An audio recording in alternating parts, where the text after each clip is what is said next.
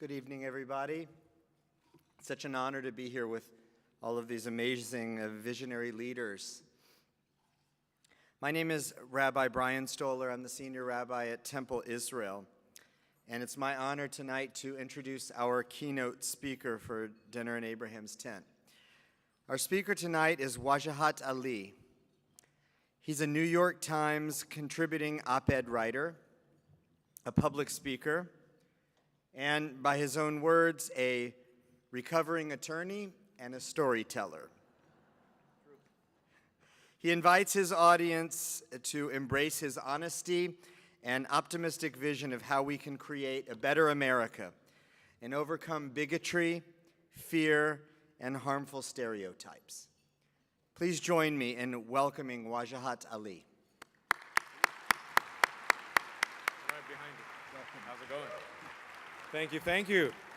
Thank you, Rabbi, for that amazing introduction. If I wasn't married, that would at least score me at least one date tonight. So thank you for making me sound awesome. Congratulations to Michael and Woody. Give it up to these trailblazers right there. Well done, sirs. How's everyone doing? Wow, thank you for that overwhelmingly enthusiastic response. That was amazing. Just calm down. Ma'am, please sit down. Sit down, ma'am. Just calm down. How's everyone doing? Just pretend that you're excited. All right, good. Oh, people of faith. I'm honored to speak at the annual Tri-Faith Initiative Conference in the spiritual heart of America, Omaha, Nebraska, where you guys have a mosque, a synagogue, and a church in the same 38-acre land, and there hasn't been a holy war yet. So give it up to defying all stereotypes and breaking bread and eating hummus together as we sit under the comforting shade of this Abrahamic tent with air conditioning and giant screens as God intended. This is a great tent. Upgrade from the olden times. It's gonna be like this for the next 30 minutes, by the way, so buckle up. Only in America can a caramel mocha-skinned, left-handed Muslim dude who is not an imam or a religious scholar, but instead a dude who wears makeup on TV and writes some stories on the internets, be invited to speak on the politics of interfaith in America. Obviously, I am the ideal speaker for tonight's event. To some, this will be a sign of the American dream, hallelujah, or as we say, Allahu Akbar, don't be afraid. To others, this is the American nightmare, oh hell no, or as we say, astaghfirullah. Either way, God bless America, or as we say, God bless America. I am such an ideal speaker for tonight's event that Wendy straight up told me I wasn't even her first choice. True story. She said she asked me after the following people said no: Raza Aslan, Riz Ahmed, Hassan Minhaj, Fareed Zakaria, Mindy Kaling, and the brown dude who won the spelling bee contest on ESPN. After all of them said no, then she turned to me. So I'm honored to be here as your desperate seventh pick, last choice, ideal speaker for the annual Tri-Faith Initiative. Thank you. So I have two goals tonight. First is to convert you to Islam. Second, wait, too soon? Oh, my bad. That's, you know, when you say the things out loud you're not supposed to, my bad. I'm just kidding. Or am I? You'll find out. The second goal for tonight is to not bore you, because I believe as a man of faith, it is a sin in every religion to bore an audience. Yes. I believe there's a verse in the Bible that says, verily thou shan't boreth an audience. It was a Bible I read signed by Donald Trump. Too soon? Or not soon enough? In the spirit of interfaith tradition and Game of Thrones, we will finally decide tonight which is the best monotheistic religion. Place your bets. We're going to do a guilt off to see which religion has the most self-loathing to declare the winner. There can be only one who sits on the Iron Throne. It's going to be like this for the next 30 minutes. Allow me to quote another holy piece of pop culture, The Godfather. Quote, I believe in America. America has made my fortune, and I raise my daughter in American fashion. Those are the opening lines spoken by Italian-American funeral parlor owner Amerigo Bonacera in one of the greatest movies ever made, The Godfather. And if you have not seen The Godfather, you have failed in life and committed a major sin in all monotheistic religions. But speaking of stories, there's a great quote by a Jewish poet, Muriel Rukeyser, who said the following: "The universe is made of stories, not of atoms." I'll repeat that.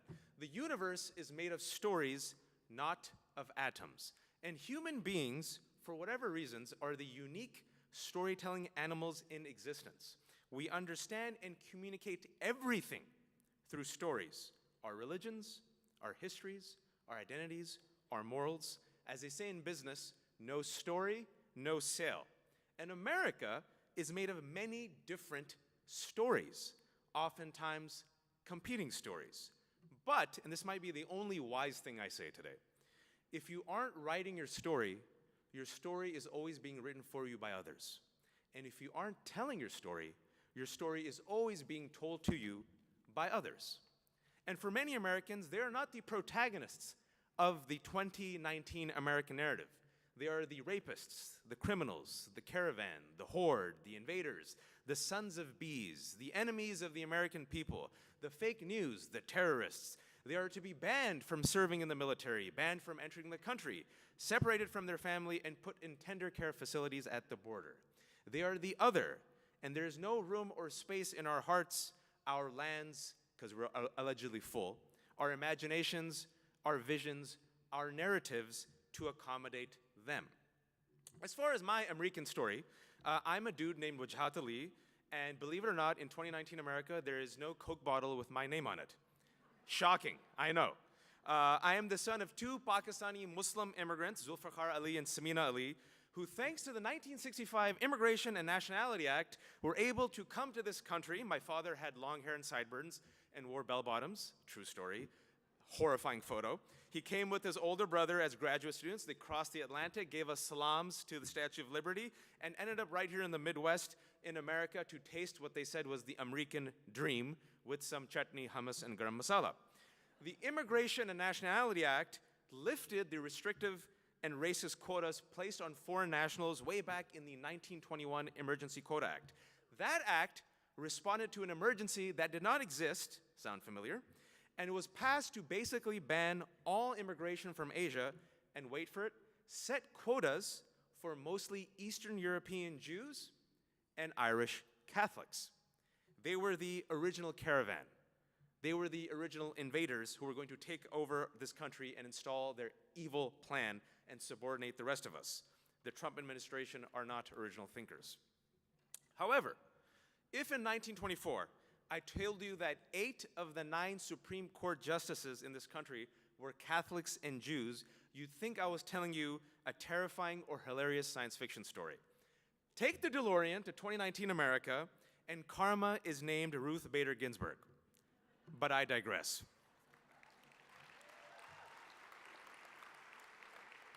So my parents came, and then they brought my grandparents through this thing called chain migration, which is actually family reunification, which is how Melania Trump recently brought her parents, but it's okay.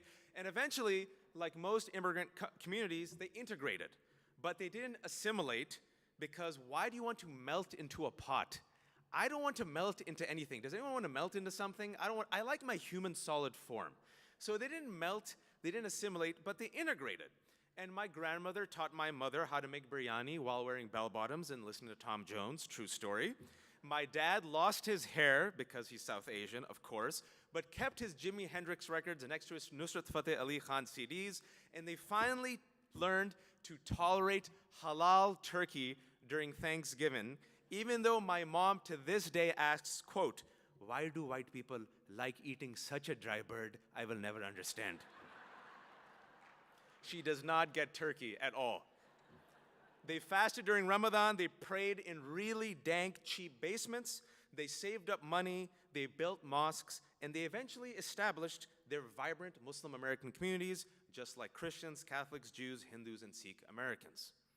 Eventually, they had me, their only child, in 1980 in the Bay Area, California, and they thought it would be hilarious to name me Wajahat, to blend. Also, they decided not to teach me English, because who needs English in the United States of America?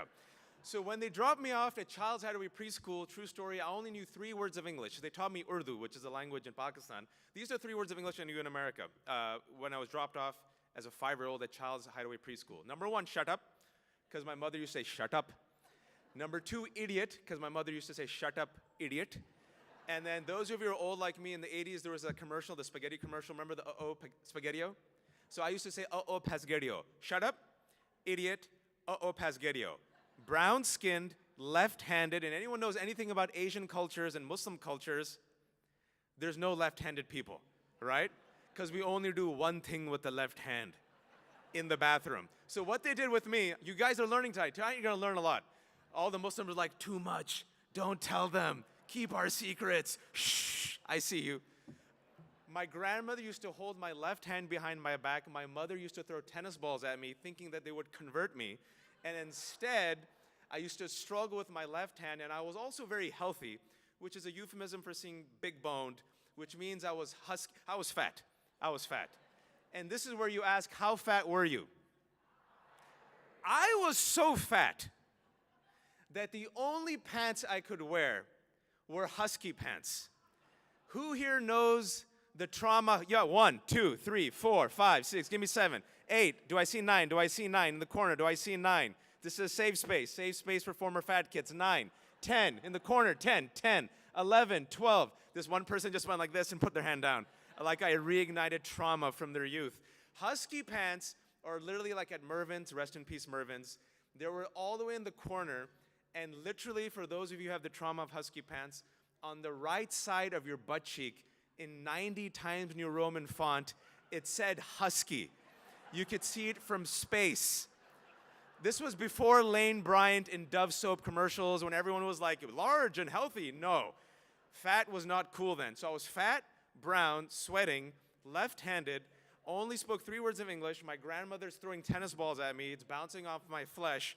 And to make it worse, they threw me an ESL, English as second language, every day with the 2 Asian American kids, the 3 token minorities in James Leach. That being said, I ended up graduating with an English major from UC Berkeley, and now I'm a paid writer.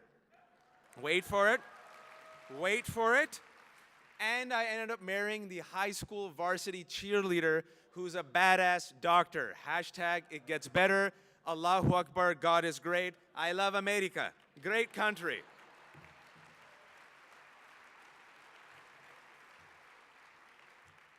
But I was also the token Muslim, the token brown dude. No one else looked at me like me at school. No one else had turmeric stains on their shirt. No one else brought dal to lunch. They brought PB&J, and they just looked at it and go, that's gross. And I'm like, in 20 years, you'll be eating it at Trader Joe's. Revenge will be mine.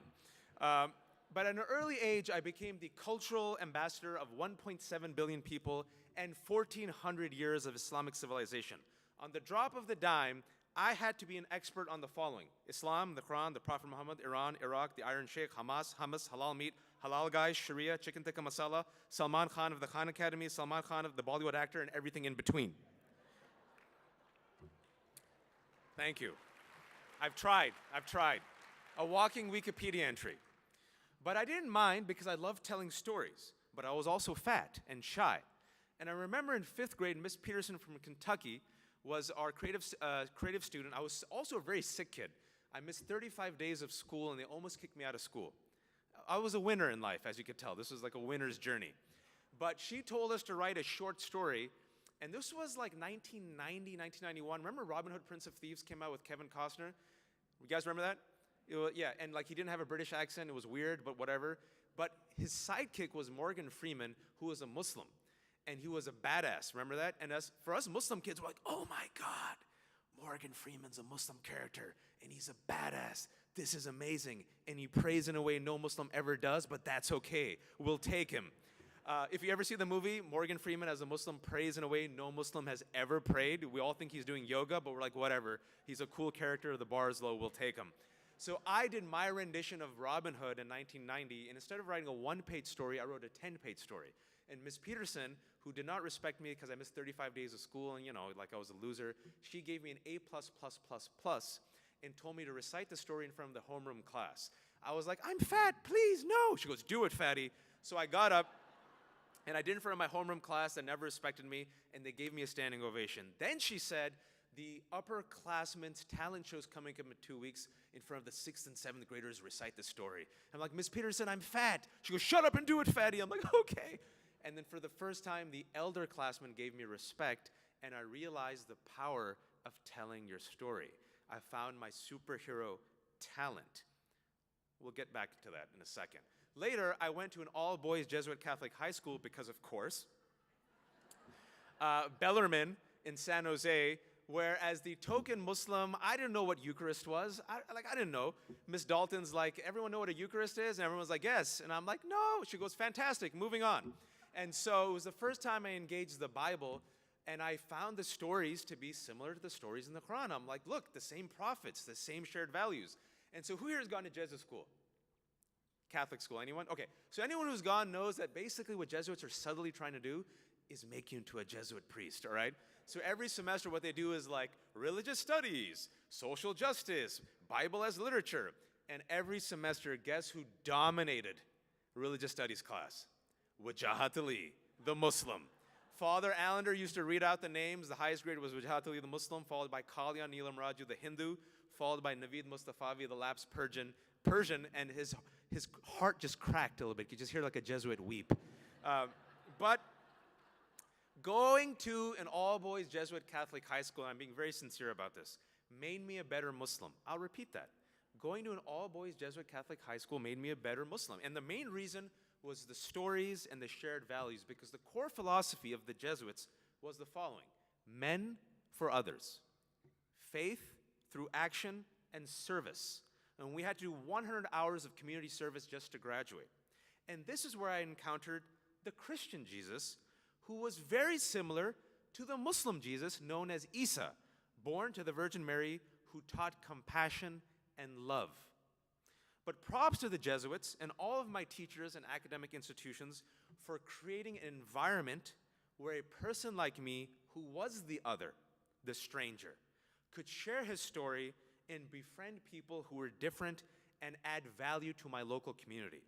I carpooled to an all-boys Jesuit Catholic high school with Gaurav Singh, a Hindu, Alan Loggins, a Nigerian Christian, and Brian Rothbach, a Jew. It was like the religious Avengers. Yeah, we fought Thanos, white supremacy, we fought Thanos. I never fought over Israel and Palestine with Brian, but instead we had heated debates between what was better, Star Trek: The Next Generation or Deep Space Nine. The answer is Next Generation. But Deep Space Nine is vastly underrated, vastly underrated. As a Muslim and Jew, respectively, we had many things in common: circumcision, intrusive mothers, guilt, male pattern baldness, and transforming into a human chia pet after the age of 40. It happens right after the age of 40, just sprouts hair everywhere. We also shared common values and prophetic stories. Then I went to college, UC Berkeley, and I finally found my tribe of Muslims. Because remember, this whole time I was always the token. And I finally found Muslims. I'm like, oh, fellow Muslims, this is amazing. Other people who like fast during Ramadan and ask me why I don't eat like pork. This is awesome. I don't have to explain myself all the time. I found my Morlocks, and I joined the Muslim Student Association. Then 9/11 happened. I was 20 years old. The two towers fall. I'm in my pajamas. I'm a senior, undeclared, right before I forgot what I want to be an English major. And FML, as the kids say, instead of joining the Indian Student Association, I was a leader of the Muslim Student Association. So now all eyes are on me to not only be the walking Wikipedia entry and representative of all things Muslimi, but also a leader of my community. And I'm trying to figure out what the hell I'm going to do with the rest of my life and what major I'm going to declare. And overnight, there was a plot twist. It was a fork in the road. There was always a pre-9/11 and a post-9/11. For my generation, and I've said this before, every generation has its own challenges. That was my generation's challenge, 9/11. And overnight, anyone who looked Muslimi, I'll repeat that, anyone who looked Muslimi, not just Muslims, was deemed a suspect, interrogated, indicted, convicted and sentenced by a nameless judge, jury, and executioner that always holds your loyalty as suspect and asks questions like, where are the moderate Muslims and how come Islam hates the West? And the whole time I'm asking myself, who is Islam and who is the West and how come I've never met either of them? A question though, is it better to be a villain or to be invisible? As a minority, a religious minority, you learn early in life you have to be welcoming even when you're not welcomed. You have to Daft Punk it through life. You have to do everything harder, better, faster, stronger, smarter. You have to be the walking Wikipedia. You have to exert the extra effort. You have to exert the extra time to always explain or defend yourself. It's exhausting always being the fireman or the token or the walking Wikipedia. And it shouldn't be that way, but it often is. But I'm going to make a case that the extra work is worth it. It's unfair, but it's worth it. There's always a return on that investment. And that investment, especially by religious communities who speak from a prophetic tradition and with a spiritual and moral center, I believe will create a better, healthier vision and narrative for this country that, inshallah, God willing, will accommodate many new protagonists. And right now, there is a moment of urgency. For many of us, it is a moment of survival. And I know that sounds melodramatic, but my story and my family's story, to some, is the inevitable, intended, positive consequence of the American experiment. It is the vision of what America can and should be. But at the same time, to others in this country, my story is the unintended failure of the American experiment. It is a vision of extinction, of doom, of, quote, a demographic time bomb, of Muslims, immigrants, Jews, people of color who are, quote, taking over and replacing the rightful protagonists who have inherited power and the lead role with the best speaking parts as a birthright. My alleged success is a sign of their failure. My seat at the table took away their seat at the table. It's a zero-sum game, absolutist, all or nothing, us versus them. And this is a reason why I did something called the Muslim Leadership Initiative 7 years ago. As you have noticed, I'm a halal guinea pig for many creative endeavors. And 7 years ago, Imam Abdullah Antepli, an imam from Duke, said, I want to get 15 Muslims to go engage with religious Zionist Jews, the communities that we don't really engage with in America, because we talk to the Jews who agree with us and they talk to the Muslims who agree with us, but we kind of stay away from the evangelical Christians and Jews that, don't share political philosophies, right? You guys have heard this before? You stick to the good Jew, the good Muslim, the good Christian is the one who agrees with you, and the rest are suspect. So I said, okay, why not? I'm a masochist, let's do it. And Shalom Hartman Institute is a proudly Zionist pro-Israel organization in Israel and North America that teaches about Judaism, Zionism, and Israel, and how it is debated and understood among the vast diversity of Jewry, both in Israel and America. So they had never taught Muslims. They had taught rabbis, they had taught Christian leaders, but we were the first Muslims. So we went, which was very controversial, as you can imagine. We did 2 weeks in Israel, then we did like a year-long program. So when we went to Israel, in Jerusalem, they said, Wajahat, why don't you give a 90-minute just seminar about Muslims in America? And they got all their scholars, and I did my take, but the bar was so low, and this is what happens when you don't talk to each other, that the leading scholars, brilliant men and women, who meant well, came up to me, and this was their first response after my talk. We didn't know Muslims could be funny. You're a funny guy. I'm like, all right, that's a win. The second thing they said is, when we thought Muslim leaders were coming, we thought you guys would be like Ahmadinejad of Iran. You guys are nice. I'm like, okay, bar is low. Bar is low. This is good. I'm going to just hop over this bar. But as a result of very uncomfortable conversations, Israel, Palestine, settlements, occupation, religion, Zionism, monotheism, God, prophets, Islamophobia, anti-Semitism, Islamophobia from Jewish communities, anti-Semitism from Muslim communities, disrupting our peaceful cocoons and having messy, uncomfortable conversations while still being our authentic selves and holding on to our narratives. Fast forward 6 years, and we can actually have hummus and drink coffee while talking about the occupation or Zionism without punching each other in the face. And what also happens is when you engage with people in a sincere way and have those initial investment in messy conversations where you have to bite your tongue and jab yourself in the waist, right, and sit there and go, not gonna say anything, and just swallow your pride and anger, the return on investment in that friendship is that person becomes a part of you. So next time you want to say something about Jews or Israel, you think, what will my friend Michael say? How will this land on his ears? And the next time they think about saying something about Islam and Muslims, you go, I have a friend Wajahat. How will this land on his ears? So that was just one example of why I did it, but I didn't do it for Israel-Palestine. I went there and did it for America. I want to repeat that. I went there for America because I saw how the toxicity of the Middle East gets exported or imported and poisons oftentimes Muslim, Christian, and Jewish relations, right? Right. And we need a better language, a better discourse, a better narrative to engage with each other. And instead of avoiding the elephant in the room, ride the elephant and tame it. I also knew that what was happening and was alluded to with white supremacy was around the corner. I warned people about this 7 or 8 years ago. I did the studies on it, and people said, Wajahat, you're just being reactionary. And lo and behold, yesterday, San Diego, a 90-year-old man walked into a synagogue, killed 1 person and injured 3. He claimed responsibility also, wait for it, for a mosque fire a week and a half earlier. He said he was inspired by the Christchurch massacre in New Zealand. What happened there? On March 15th, during Friday prayer in Christchurch, New Zealand, a 28-year-old white supremacist decided to enter 2 mosques and shoot and kill 50 people, including a 3-year-old baby. He left behind a 78-page manifesto called The Great Replacement, also known as the White Genocide. This is also the fueling ideology, allegedly, of the San Diego shooter. This conspiracy theory states that Jews are head of an international cabal seeking to subordinate and weaken the white race, and they are using Muslims, black people, and people of color to do it. A conspiracy theory which stems from this is the George Soros conspiracy theory, that George Soros, a Jewish-American Hungarian billionaire, was funding a caravan of invaders, rapists, Middle Easterners, and immigrants from Central America and Mexico to invade and take over America. If that sounds familiar, it's because it was used and promoted during the midterm elections by President Trump himself.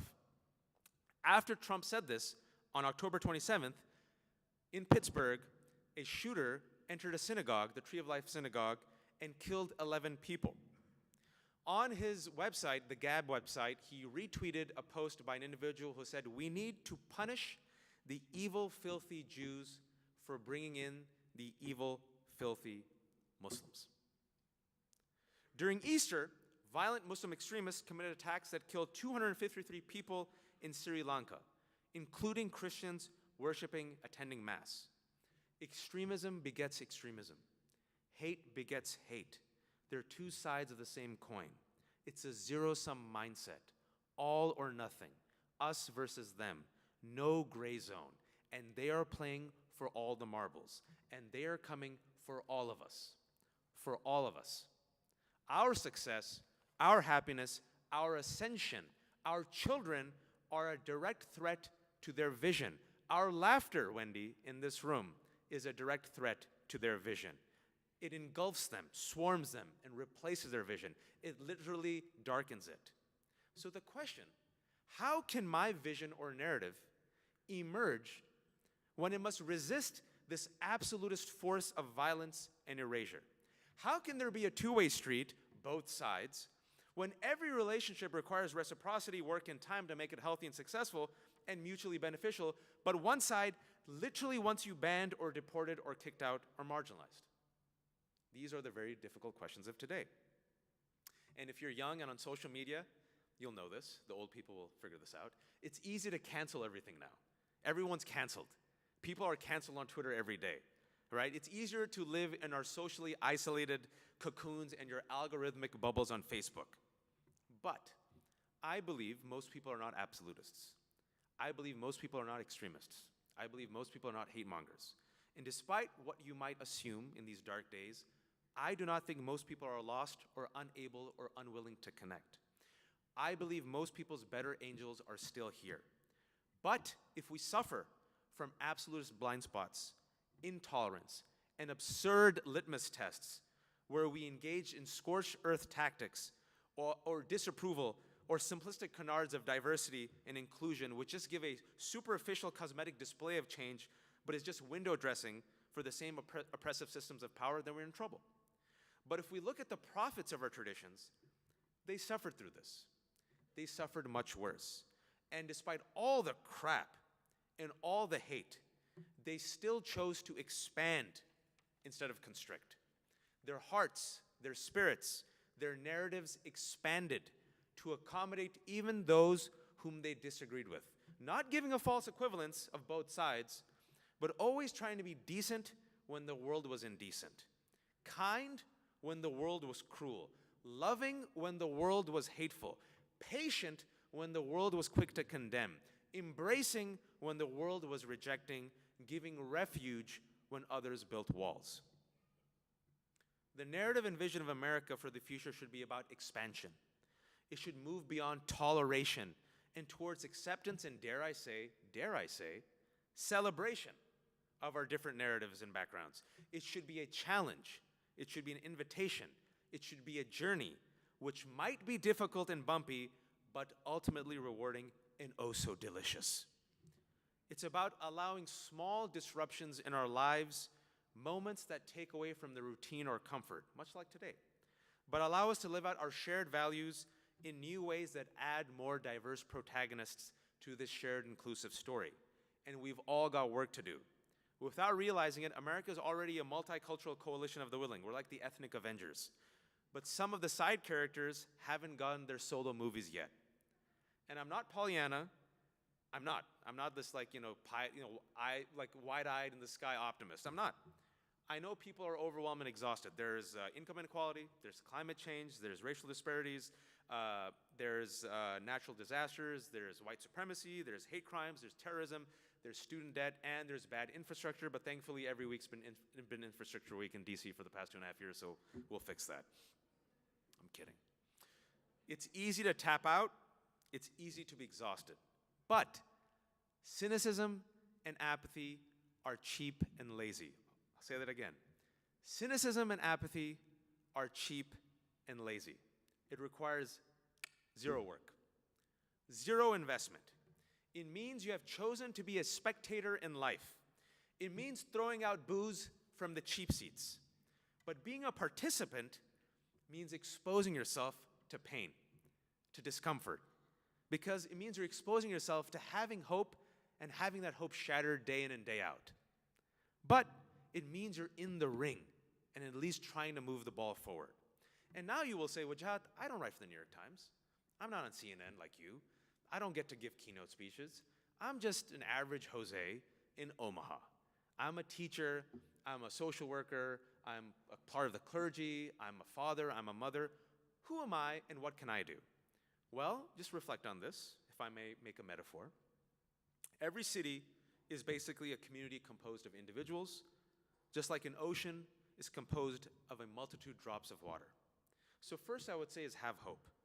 There's a great saying of the Prophet Muhammad. First, have hope. I really mean that. Because hope is powerful, but hope is also painful. The Prophet Muhammad, peace be upon him, one time said, even if you see the day of judgment coming around the corner, plant a seed. Even if you see the day of judgment coming around the corner, plant a seed. And for many of our communities, I know not for everyone, but for many of our communities, one of the four horsemen of the apocalypse has really weird hair and orange skin and tiny fingers, all right? So for some of us, this is the apocalypse. Not for all of you, but this is like pretty scary times. I don't know who, I'm just saying. So have hope, even though it's painful. And after having hope or investing in hope, I'd recommend very quickly 3 things. All of us should develop awareness, we should make an intention, and then we should pursue action. Make the intention to contribute a small positive footprint in your local community that can resonate and create a powerful ripple effect. Different people united around shared values to uplift all of us. People say, what can I do? I remember when the Muslim ban happened, overnight across America, without any leadership, what happened? People went to airports saying, welcome. That was one small step. A multitude of people, they welcomed people. Support DACA kids. Have meaningful interfaith. I hate fake interfaith. I eat hummus, you eat hummus, we eat hummus, let's eat hummus. Fantastic, everyone loves hummus, I love it, great. Can we do more? Can we do more? Can we have uncomfortable conversations? Can we talk about the third rail topics? Can we enter each other's space? Can we pick up the phone and say, hey, I'm a Jew, I don't know any Muslims, can I come and give a talk at your mosque? Hey, I'm a Muslim community, we have problems with Jewish communities, can I come and give a talk? You have to be the hero you're waiting for. No one's going to come and save you. Tony Stark ain't coming, all right? Unite to help around shared values. Can we at least agree homelessness is a problem? Homeless people should be helped. Give food to poor people. Climate change, clean up the streets. Can we at least give education in our schools? And if you don't like the media, and our newspaper men will know this, guess what? I'm a media guy. Sometimes we don't know you exist. It's your job to pick up the phone and say, hey, there's something called the Tri-Faith Initiative. Can you guys come? We'll give you a free ticket. Have some hotel chicken. And by the way, write a story so the world knows what's happening in Omaha.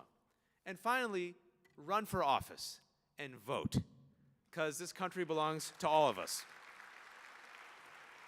I'm finishing. I went a little bit over. Are you guys still with me? Are you bored? All right, I'm almost done. Boring an audience is a sin.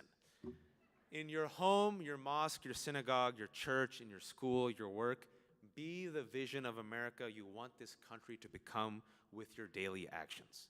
You have to tell your story, be the protagonist of your own narrative, and share it with the world.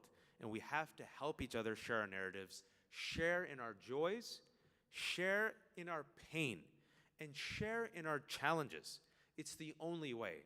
And I'll end on this, and Wendy told me to talk about this, I wasn't. But, you know, I'm a parent. And people ask me, you know, the rabbi gave me this amazing introduction, but, you know, out of all those things, if you ask me, what are you, Waj? I'm like, I'll say I'm a parent before anything else. I'm not trying to be cheeky. That just, the first role that comes in my mind, I'm an exhausted dad, owned by two brutal dictators who run my life in their Huggies diapers. But I love them because they're cute, they look like their mom.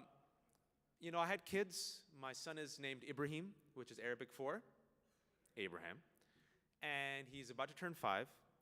And the reason I named him Ibrahim, and this is something that's frightening that's happening in America right now, a lot of people of color and a lot of Muslims, 5 years ago, my peers who were born and raised in this country, were casually having the conversation, maybe we should give our kids American-sounding names. Maybe we should mainstream the names because they're already people of color. It's going to be tough. They're going to be Muslims. But if you give them a name that like mainstream America likes, life will be easier for them. Just sit with that for a second. These are the conversations that's happening in America. Why? So I said, nah, I'm not going to do that. I'm going to name him Ibrahim. And people might think it's because of Abraham, the father of the monotheistic religions. No, it's because of this beautiful verse in the Quran where God commands the fire to be cool for Abraham. I think it's a shared story where they throw Abraham in the fire, right? And God commands the fire, oh, fire, be cool for Abraham. It's the verse in the Quran. And the reason I named my son Ibrahim is because it's a prayer for Ibrahim's generation. I pray to God that the fires of this world be cooled by him and for him. So that's why I named my son Ibrahim. I have a daughter. She's about to turn 3. I named her Nusayba. Nusayba is a warrior princess, this super badass woman in Islamic history who helped the men when they were in battle. She went and charged in. She gave everyone water. She tended to them. But when the prophet was surrounded, she's the one who picked up the sword and defended him. And she suffered from 12 gashes, deep wounds. And the prophet said, when I looked up to my left and to my right, I could always see Nusayba. But Nusayba was also the one who went up to the prophet directly and said, how come all the verses are directed towards men? And he's like, good point. And a few days later, the verse was revealed where it said, oh, believing men and women. And the verse continues, establishing that it's not about gender hierarchy or who has more money or has more power. It's about who does the most righteous deeds, who is closer to God. And she was also the one who said, I want to give allegiance to the prophet directly when he sent an emissary. And the emissary said, well, I don't know if you can. Let me go ask him. It says, go ask him. And the prophet said, okay, I'll allow you to give allegiance to me directly. And the reason I named my daughter Nusayba is because I have no time for damsels in distress. I need a warrior princess. And I left my warrior princess in the hospital a week and a half ago. I found out that she's about to turn 3. My wife called me. I was in Vancouver for a speech. She was crying. My wife's a very stable, strong woman, and she said, we found bumps on our Nusayba's stomach. I took her to the emergency, and they found bumps over her liver. And then a week ago, they found stage 4 liver cancer for my daughter. So it's been a challenging week and a half. She's in the hospital right now. She was supposed to start chemo. It was just every setback imaginable. But finally, she got her chemo on Friday. She's doing better. She smiled for the first time. She got out of bed today. I was looking at my phone. She's drawing, and so she has a smile on her face. And so Wendy said, mention this because you have a room full of believers. And so if you can send a prayer and a good vibe to my Nuseba as she's going to be on this long journey. It's going to be a tough 5-month journey of chemo for a 2.5-year-old baby, but we're people of faith, and she's a tough, tough girl. Didn't cry once. So I mention this, and I'll end on my kids, is because I'm not going to tell my children that they're going to be victims. That's not the narrative they're going to get from me. That's not going to be their inheritance. You will suffer well, so just take it and smile with your white teeth smiling, and don't rock the boat. Instead, I'm going to say, you're an American. You can be anything you want to be. In Nuseba, after you beat cancer, inshallah, damn it, run for higher office. Be the president. Why not you? And inshallah, that's the dream for all of our kids, that once they make it to the buffet table, where they bring their biryani next to the meatloaf and the hummus, where they all share in this ever-expanding meal, their work is not over. I'm going to teach them that your work as a Muslim American is to turn around and see that community member who is still fallen and marginalized and lift them up and bring them to the table. And inshallah, all of you then will emerge as the co-protagonists of the evolving American narrative. Thank you for your time. Sit, sit, sit. I'm South Asian. I don't do well with applause. Sit, sit, sit. Thank you, thank you, thank you. Thanks to you.